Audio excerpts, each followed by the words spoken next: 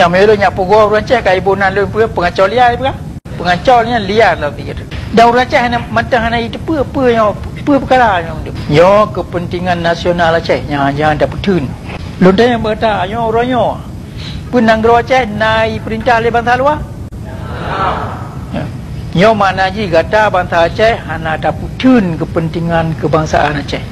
Kepentingan nasional Aceh ke hana dapat ko. Kata bawa kesalahan. Oleh sebabnya waktu Jawa ibu haroi Indonesia, haji Indonesia, iji mungkin tukar beli bangsa Jawa tapi iji bangsa Indonesia. Iji nalah ba. Pi baca kata Aceh ibu haroi kan, Aceh tetap iji ibu haroi Indonesia. Iji kata rugo, iji kelami kata kan lu. Menyaji bangsa bodohnya ibu Indonesia. Waji ya cok lagi. Tengok. Oleh sebabnya waktu ibu na Indonesia, ketanya bangsa Aceh, yang melawan dengan kepentingan nasional ketanya Aceh. Dan melawan dengan kepentingan nasional orang Minangkabau, orang Melayu, orang Batak, orang Mandailing, orang Sulawesi, orang Kalimantan. Tapi mana orang orang yang itu mikir betul. Okey. Jadi ke Jawa, waktu ibu na Indonesia, ji, harta kata ji. Kan kata mana bantah boh yang kemai pungut. Okey, kemurai bagi kemai pungut tanya Aceh.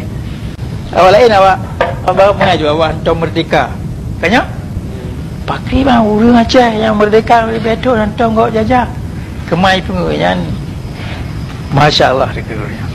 Oleh sebabnya dia murno Jawa pui purno kai purno yang kagak lagi na Indonesia kata kaya ya pudang mubari lamdang lagu Indonesia Raya hanya ubinya nanti raya Malaysia ikut budamang lah Indonesia tu kan kaya yang budak kata Aceh tu ya dong yang melagu Indonesia Raya.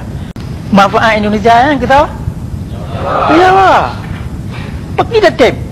Pergi juta-juta manusia item lagi. Pulang udah. Kita mengapa pengen urang lah.